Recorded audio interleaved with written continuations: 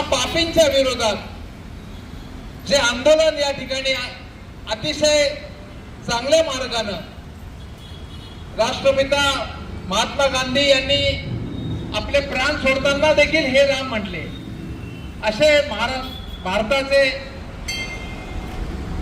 स्वातंत्र्याचे जनक राष्ट्रपिता महात्मा गांधी हे सनातनी हिंदू होते, परंतु त्यांनी मात्र संविधानाच्या चौकटीत धर्मनिरपेक्षता बाळगून सतत सर्व धर्मियांचं हित पाहिलं, राष्ट्राची एकात्मता पाहिली, परंतु त्यांची श्रद्धा मात्र ही श्री रामाच्या ठाई होती.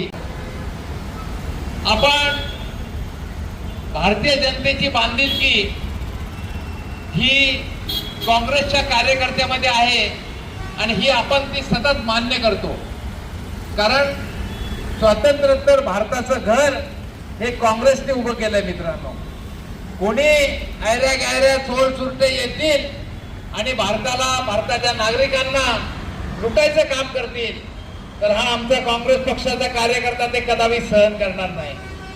तो खरा जागरूक रखवालदाराच्या भूमिकेमध्ये त्या ठिकाणी समाजामध्ये वेळोवेळी संघर्षाची भूमिका घेतल्याविषयी राहणार नाही मित्रांनो. आणि ही शिकवण महात्मा गांधींच्या अहिंसाच्या तत्वाने, अहिंसेच्या मार्गाने, सत्याग्रहाच्या मार्गाने या संपूर्ण काँग्रेसच्या कार्यकर्त्यात रुजलेली आहे. आता पूर्वीच्या अनेक वक्त्यांनी या ठिकाणी सांगितलं मित्रांनो, राम मंदिर हे निवडणुकीचं साधन करायचं, रामाचं नाव घ्यायचं, मात्र करायचं काय? राम नाम जपना, पराया माल अपना, हे धोरण. मित्रांनो, जेव्हा सर्वोच्च न्यायालयाने राम मंदिर उभारण्याचा निर्णय दिला, त्याच्या अगोदर वर्ष दीड वर्षापूर्वी त्यांनी अशाच प्रकारे सर्वोच्च न्यायालयाने सांगितलं की राम मंदिर संघर्ष समिती, निर्मोही आखाडा आणि बाबरी मस्जिद ट्रस्ट यांनी आपापसात बसून आपण चर्चा करून मार्ग काढा.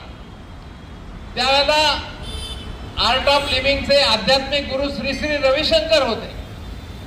त्यांनी देखील पुढाकार घेतला होता आणि त्यांनी देखील हेच सांगितलं. आज वेगळं काय केलं? त्यांनी तर म्हणलं ते त्याप्रमाणे बाबरी मस्जिद ट्रस्टला जागा द्या, वादातीत जे ढाचा आहे त्याच्या पलीकडे मंदिर बांधा.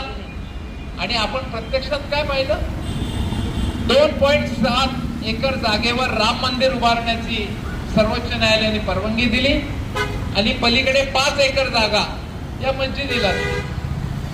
आणि त्याच्यानंतर सर्वोच्च न्यायालयाने सांगितलं, जो निर्मोही आखाडा आहे आणि जो विश्व हिंदू परिषद आहे, ज्या या वादातीत जागेबद्दल जे संस्था, धार्मिक संस्था संघर्ष करतायत, त्यांचे प्रतिनिधी हे 60% ठेवा. प्रत्यक्षात काय झालं मित्रांनो? निर्मोही आखाड्याचे किती जण आले त्याच्यामध्ये? जेव्हा विश्व हिंदू परिषदेचे अशोक सिंगल ते म्हणत होते राम मंदिर ट्रस्ट मध्ये 1400 कोटी शिल्लक आहेत, त्याच्यानंतर दिल्लीत त्यांचा अचानक मृत्यू होतो. हा मृत्यूची चौकशी होत नाही. याच्यापेक्षा अत्यंत घृणास्पद कार्य